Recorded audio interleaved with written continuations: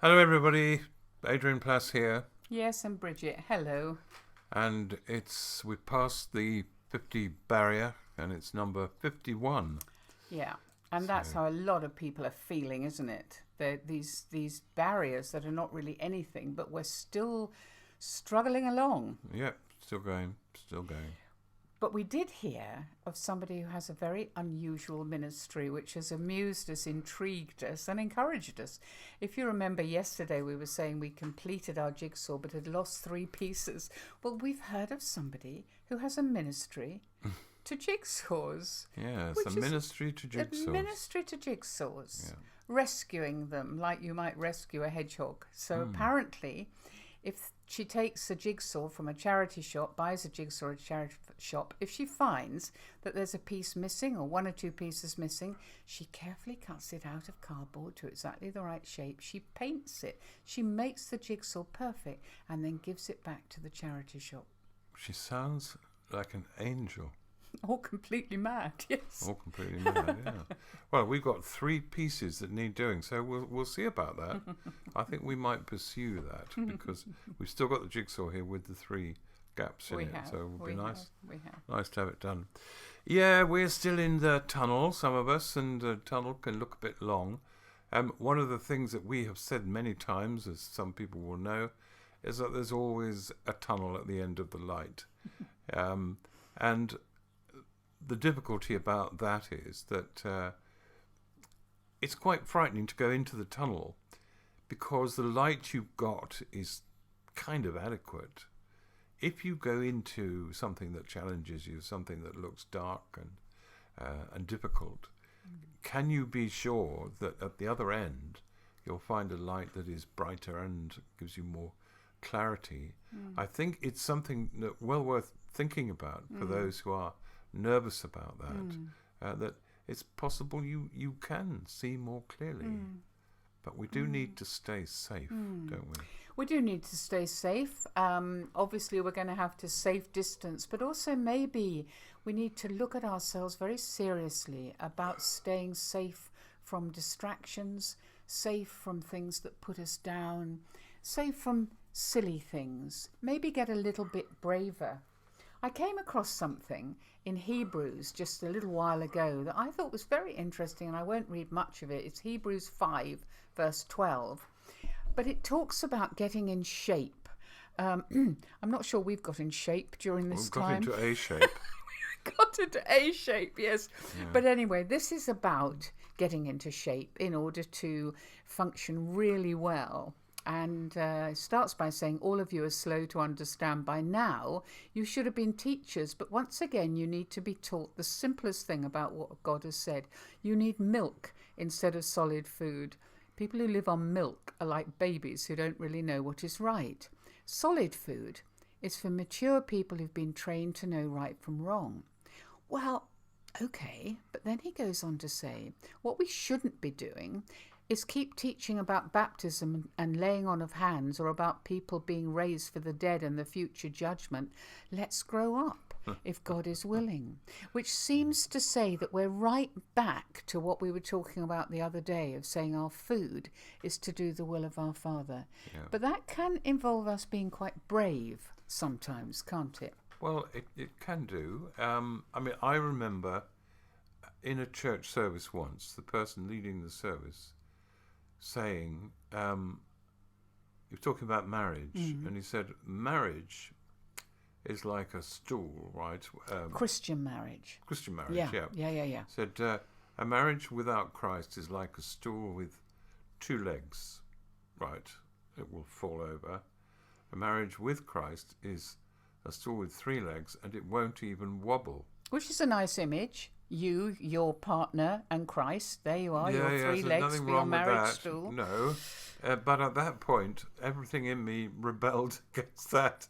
And for once, I actually interrupted. Whether I should have done or not, I don't know. And I said, just one moment, can I just ask all those whose marriages have never wobbled to put their hands up? One person who I would predict did put his hand up, but nobody else put their hands up. And fortunately, it ended in kind of laughter. But It's very easy to get into those little prisons of false so then thought. the next time you have an argument, you feel you're failing. I mean, that's always the danger of these things. Yeah, where was Christ? Yes, you've lost him because you're wobbling. Yeah, I think that is one of the things we have to be a little bit braver. And I think some of us are realising that at the moment, because when we do venture out of our lockdown, it feels quite frightening, really. And we're developing a little bit of courage. But the other area is it's so easy to be made to feel silly. We were saying about being made to feel a failure with your marriage, but you can be made to feel silly, can't you? If something you're listening to you don't understand, but you think, well, I probably should understand it. You can get confused. Very confused. I'll read you a little extract from the Sacred Diary. This is a bit about a man called Worplesdon who has put a tape out. And this is how he begins his message. Good evening. My message divides into 3 sections, the first of which consists of 2 parts. Part A being approached from 4 perspectives, the most immediate of which can be subdivided into 2 areas. The initial one breaking down into 4 main categories, beginning with a multifaceted topic, the primary facet being contained under 6 main headings. And I'd like to look at number 1 from 2 points of view, the first consisting of 5 components, the commencing item of which falls naturally into 7 sections, starting with a 3-point introduction to part 1 of the opening item in the first stage of the primary point of a 6-step argument on the subject of confusion in the church. Tonight, lying in bed, I felt so confused. There's just me, I thought. Me and God. Help me. I am confused. Yep. It's back to going into your room, closing the door and saying to God, I'm feeling really silly now. I didn't understand it. I didn't think it was very good. Whatever you're really, really feeling. Well, we have been saying, haven't we, about being wary about taking everything at face value. Yes, I mean, we've talked a wee bit about sifting, haven't we, about looking at things afresh and having the courage to look at it and not think, well, because it's just me thinking it, it must be wrong. All right.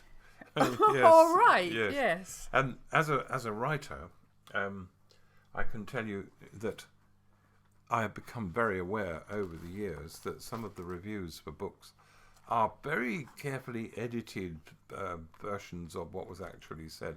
This is a real exaggeration, but I'll give an example. Here's the review you read in the magazines or on the back of the book or something. I couldn't put it down. In fact, I was up all night with it. Stedman is a rare genius. What an achievement! With Stedman's words burning in my heart, I was able to find peace at last. I shall be sending copies to all my friends. Such an incredible outpouring. Now, this is the letter that was actually sent to the publisher. Not only is this an appallingly written book, but when I took the manuscript out of its envelope, it was covered with some horrible jam-like substance, and after picking up the first page, I couldn't put it down. This, coupled with the nauseous and inept sentiments expressed in the book, did terrible things to my whole system. In fact, I was up all night with it. I should add that I particularly object to you, the publisher, suggesting to me in your accompanying letter that Stedman is a rare genius. I'm not sure what the opposite of genius is, but Stedman is one of them, whatever they are. By a huge effort of the will and purely as a matter of duty, I actually managed to finish this dreadful book. What an achievement. It is absolute garbage. I found myself increasingly agitated as I sought my way through the negative sludge of this horrible book. So disturbed was I that in the end I dumped every page of the manuscript on the fire and... with Stedman's words burning in my heart... I was able to find peace at last. bit of an exaggeration. Of course it is, but it does remind us that sometimes we're given a book and it appears to have all the answers. One of the things that we've thought quite a lot, especially since the time we've been at Scargill, is that what people need is not the recipe, but the food. Absolutely, yeah. And some books are recipes. Yeah, that's right. It's really important, isn't it, to ask questions, to look deeply into things, and to look at what's actually happening. And over the years, I know we go on about this, but over the years, been in so many situations where you skim the surface because of, I don't know, is it a fear that if you go deeper, you have to ask questions that can't be answered? Is it because people are nervous about actually exploring areas that frighten them? Is it about not going into those tunnels that we're talking about? Yeah, or is it just because you're not given the opportunity? I mean, some situations, it's so closed, isn't it? You're told what you should think before you say it, and you're asked to come out with the right answer. I remember, Adrian, a time when somebody assumed that you would know exactly the right answer, and you said something different. I think he was talking about inner wholeness. Yes. Well, that's a slightly embarrassing story, actually. I didn't know we were going to talk about this, but that's a good idea. I was. It was when there was one of those very estimable Christian speakers at the front who was one of those fellows who parks his bottom lip between his teeth a lot. And he had started off, and like I said, I am diseased with flippancy. So he said, okay, and everyone thought, oh, God. He said, okay, who is it? Okay, question for you all. All right, based on the Bible. Everyone congeals with fear. Who is it in the Bible, okay, who really, really understood inner healing? Inner wholeness. Inner wholeness, yeah. Well, there was a terrible silence, and this was the wrong time to be flippant, really. But I said, I know who it is who understood inner wholeness. And he said, yes. And I said, it was Joseph, the one who was pushed into the pit. And obviously this was the wrong answer. He said, Joseph. And I lost my nerve. And I said, no, sorry, no, I meant to say Jesus. So I said Joseph. Well, that's the answer to most things, with isn't J, it? yes. So he said, and he was like those teachers we've all had in the past. He said, no, I'm sure we'd all like to hear why you think it was Joseph. And I didn't want to tell him, but I thought I'm going to have to tell him now. So I said, well, Joseph was pushed into a pit by his brothers. And while he was at the bottom of the pit, he really, really understood inner wholeness. And I know he wanted to kill me at that point, but as he was preaching a faith of love and joy and peace, he wasn't able to. But yeah. But he knew the answers. That's the point. Yes, he asked you, and he assumed there would be the correct answer. Yeah. And that's the problem, isn't it? We're thinking, what has he got in his mind that is the correct answer? It's very easy to go into focused questioning, which just makes people say what you want, or you just don't go deep enough. So here's a Bible study, right?